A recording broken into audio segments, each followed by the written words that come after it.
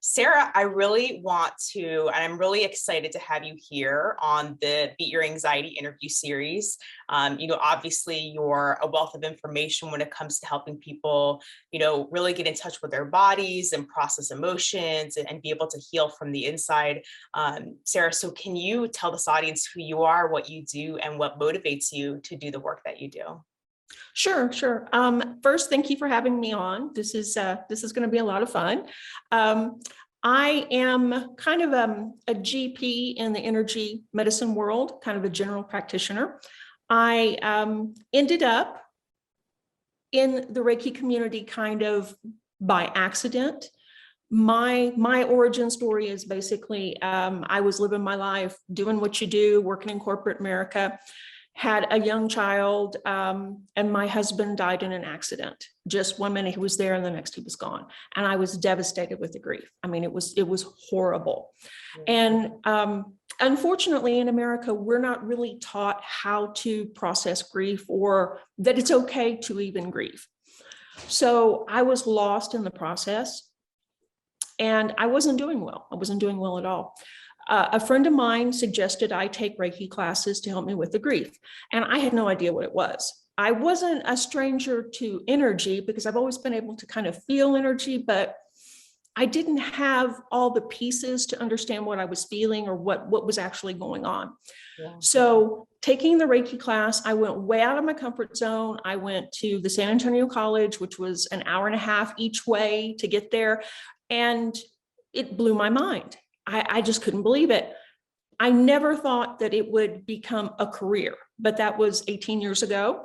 And since then, that's what I've been doing. And it has been phenomenal. Some of the miracles that I have witnessed with Reiki and working with other modalities with Reiki. Mm-hmm. Yeah. And I just got chills when you said that because, I have a good friend of mine and she does Reiki too. And I've had Reiki done on me. Mm-hmm. And you're absolutely right. It's just mind blowing what you can work through and how quickly when you just get right to the point, like right to where that energy is in the body. And can you tell this audience, I think a lot of people here are kind of new to the holistic healing world. Like what's different about Reiki? Like what does Reiki look like compared to like meditation or acupuncture or even hypnosis? Like what makes Reiki different and what does it look like? That's a really good question. And it's kind of hard to describe energy work in general. I think that when we think about things like this, we kind of think, whoa, that's way out there. Energy work is way fringe stuff. Woo-woo, but it's not. But yeah, it's woo-woo. but it's not, because it is actually in every indigenous culture, there is some form of energy work. It's something that has always taken place. It's something that's always worked. Reiki, as we do it now, originated in 1920. There are currently over 1 million people worldwide practicing Reiki.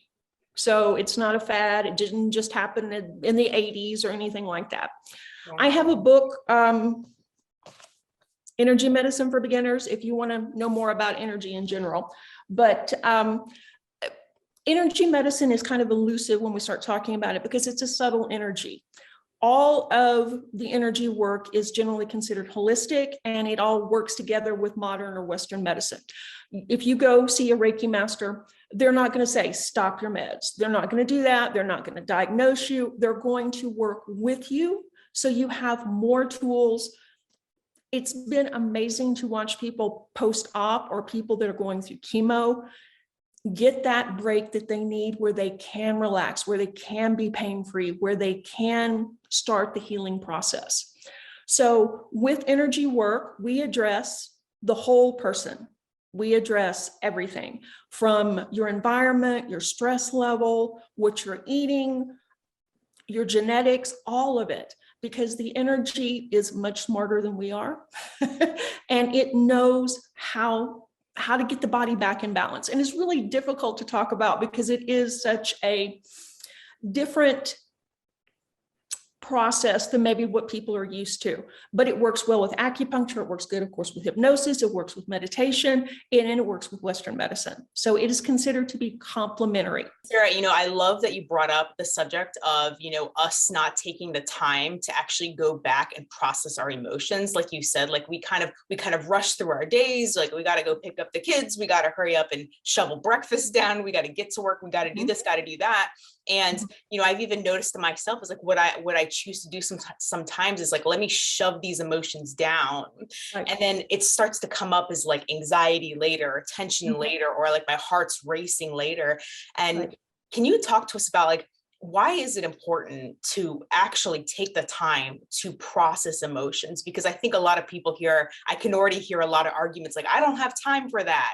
Or like, I'm too busy to process emotions, but like, what are the consequences of not paying attention to the body?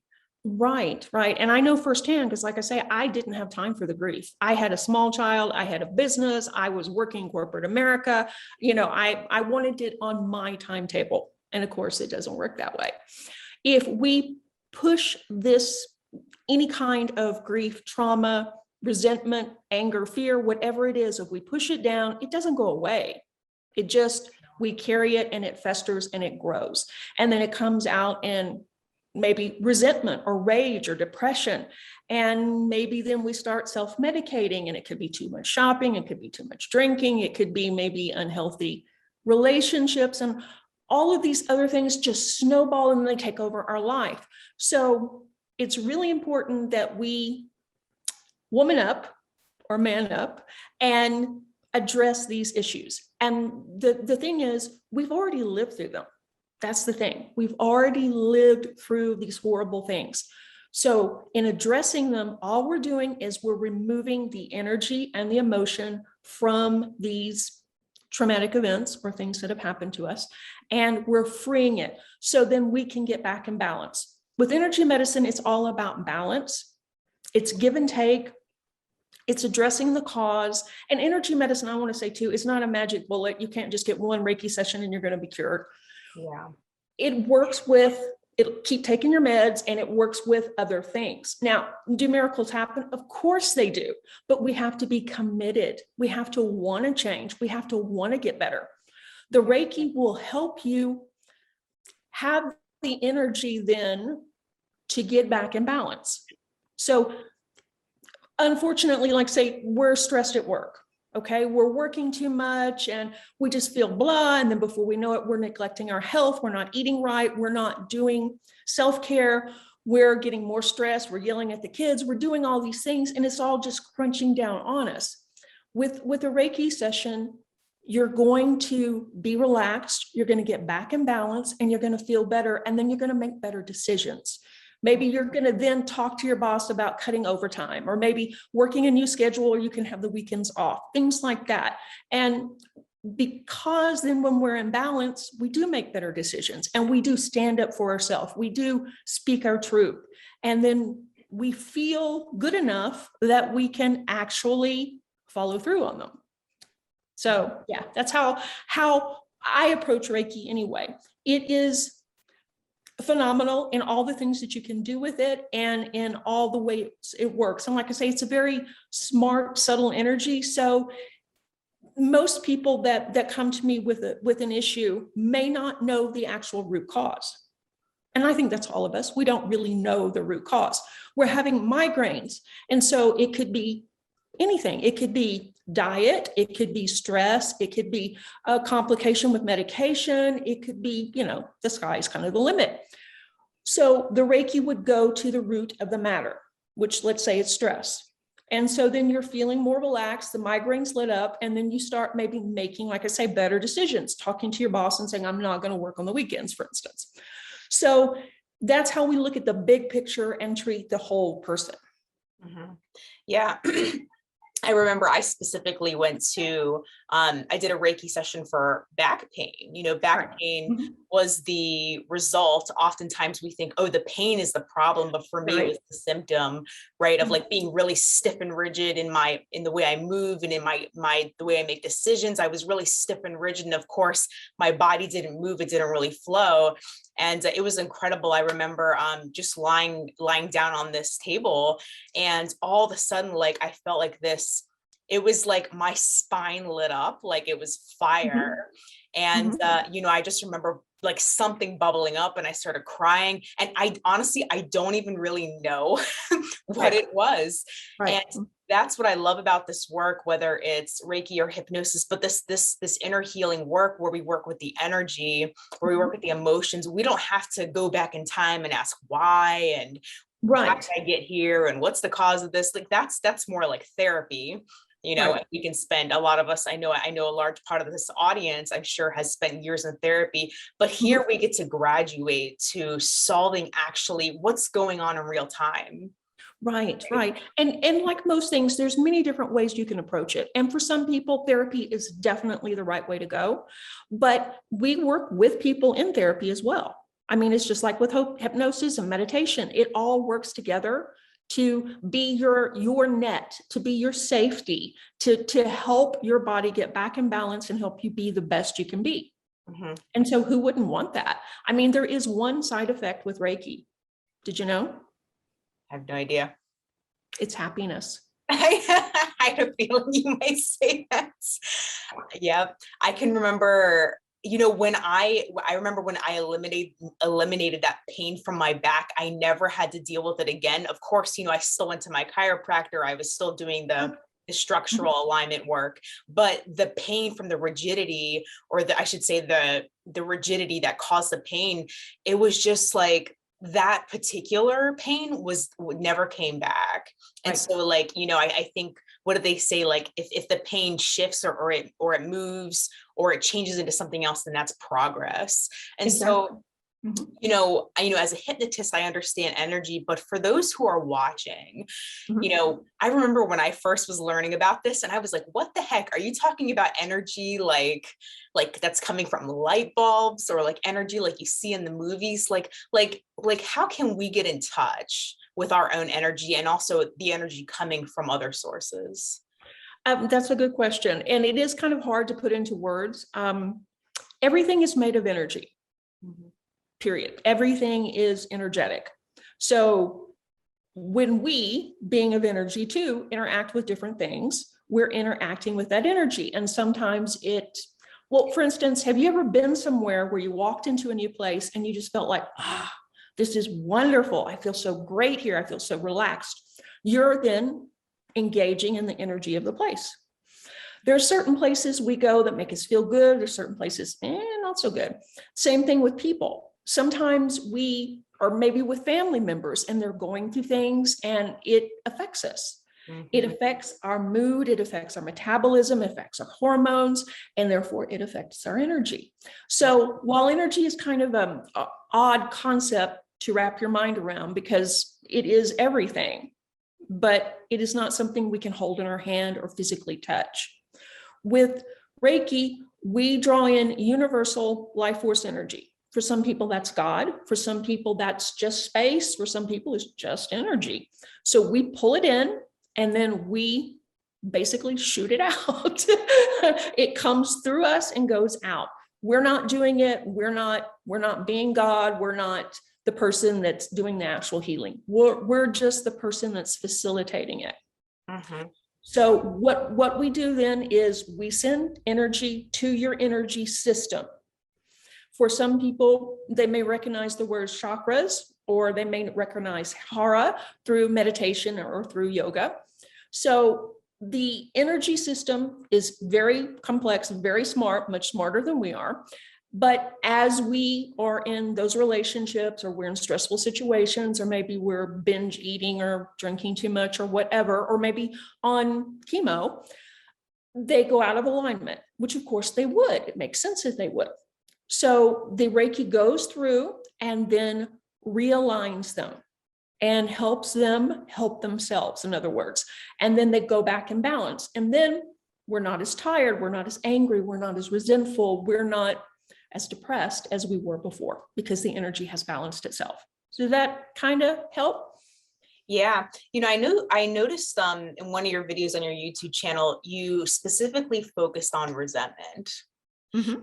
And I know as a large part of this demographic are like self-proclaimed people pleasers. And they're like, hey, I need everyone else's approval. I need someone to give me that pat on the back to feel good about myself. I struggle to say no. And I ended up saying yes to people because I fear losing the connection. What, like, can you talk about more about like where this like may originate? And then like, what would you do with someone who maybe struggles to like say no? Okay, sure. And I can raise my hand for that too. I've struggled with that as well. Chakra wise, it would be probably the throat chakra, but it would also be the lower 3 chakras as well. We end up getting out of balance and getting into ruts where, it's hard for us to say no because we don't feel worthy. And then we end up resenting ourselves and resenting the other people for loading more stuff on our plate. So of course we need to set boundaries. To do that, we have to be in our power. And by that, I mean, we have to recognize that we deserve to be happy. We deserve to have our needs met as well. So it is a complex process, but with the Reiki, we send energy to the body and we work on the lower 3, which are your fundamental stability and your self-worth, your self-esteem, your self-confidence. And we also work on the throat, which allows us to speak our truth. Unfortunately, almost every woman I've ever treated has a blocked throat chakra. Yeah, and it doesn't matter. It's not just in America. It's in Europe. It's in Asia. It's just a given. And actually, they're blocked in most men too. Because society, the world in general, we don't feel like we should be speaking up or we should be asking for what we need. We should just have it come to us miraculously. Yeah. When we get back in balance, we can understand that, yes, we're allowed to say no. We're allowed to ask for what we need. We're allowed to practice self-care. So it is a process of getting the chakras back into actual healthy condition. Because like anything, if we're not using it, it's probably not very healthy. It needs to be exercised. Mm-hmm. So meditation helps with that. Hypnosis helps with that. Reiki helps with that. Journaling helps with that. I mean, there's a lot of different approaches you can take. Energy medicine is not a cookie cutter, one size fits all, which is really wonderful because there are some people that will immediately resonate with Reiki immediately, and it will just be a game changer. Well, while there's others that meditation, yoga, sound therapy will work with. So we will experiment with what the client needs and what they're drawn to. And if it's not helping, we tweak it a little bit more. Things like chanting, things like practicing affirmations can help so much because I do a lot of affirmations on the channel, on the YouTube channel as well, on the Serenity Reiki Clinic. And people tell me all the time, I had no idea until I started saying these affirmations that I was having problems speaking up for myself or saying what I needed to say. So once we start exercising this muscle, then things become easier. Mm-hmm. And the energy shifts. Yeah. And so for this audience, maybe who need like a little bit more of a visual about like what it looks like, mm-hmm. Hypnosis, being a hypnotist, we alter states of consciousness using language. So for us, it may just look like a conversation, but for Reiki practitioners, it's more of like you're moving energy with your hands, right? With your body, with how you're showing up. Is that correct? Right. And we can do it long distance or we can do it in person. Can you feel my hands? Yes, I totally could. Yeah. Yeah. Awesome. So we are the vessel that the energy comes through, and it is being manipulated by spirit, universe, consciousness. It's not us actually going, oh, I'm going to fix this. We don't do that. Right. The magical wave your fingers. Yeah, exactly. And if it was on TV, there would be lightning and there would be, levitation, but it's not on TV. So it's a very subtle thing. It's something that you could have at lunch and go back to work. I mean, it's not going to be anything that's going to really, oh my gosh, I have to recover 2 weeks from this now. Yeah. Most people come to the Reiki table and ask what's going to happen. And it's never clear. There are people that come that laugh. Oh my God. They laugh. I've done that. An hour. And they're just elevated and happy. There's others that come that don't really think anything's wrong. They're just coming for a tune-up. We recommend that once a month, everybody just get a tune-up, and then we nip things in the bud, just like you would with your car, before things get worse. But they may cry. They may cry the entire session. They may sleep. Who knows? Because the body is smarter than we are, and it is taking the energy and putting it where it needs to go. Yeah. It's so powerful. I love this work. Last year, I wanted to go into Reiki and become a practitioner myself. Obviously that fell to the wayside with more hypnosis training, but, who specifically might seek Reiki? Like, what kind of struggles do people have? Like, what kind of things do you typically see that come in your door? Like, I know you work a lot with anxiety, and I know a lot of this audience really struggles with social interaction, and that anxiety comes up with public speaking or speaking in a meeting or in front of a group of people. What other types of things that do you commonly see that Reiki is really going to be powerful for? Well, we do basically two different camps. There's the physical things, from, like I say, chemo and cancer, migraines, pain management. It works great for pain management, high blood pressure.